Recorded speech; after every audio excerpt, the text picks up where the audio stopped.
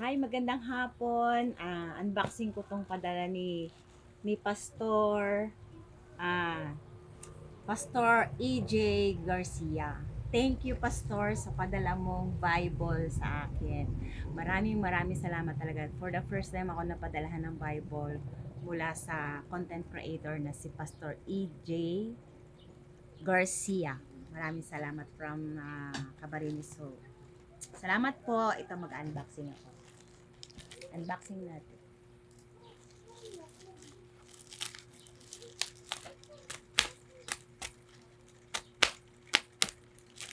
Walang gunting eh.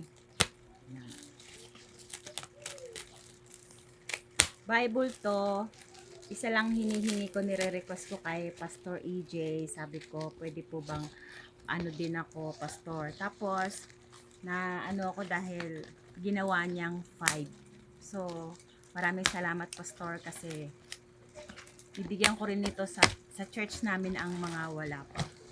Wow! Ang ganda! Pahinga ko isa. Wala.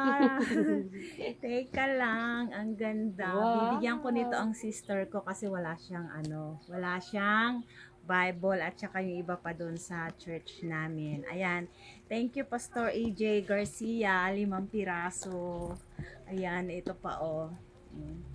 Nagpapasalamat talaga ako, promise. Isa lang yung ni-request ko, ginawa niyang 5 pieces. Tsaka talagang nadala agad. Ayan. Thank you, Pastor. Thank you ulit. Ay, for the first time talaga, pinapangarap ko talaga to. Salamat ng maraming Pastor. God bless you all. Nawa marami pa po kayo bigyan ng Bible sa mga talagang nangangailangan. Thank you. Bye. God bless you.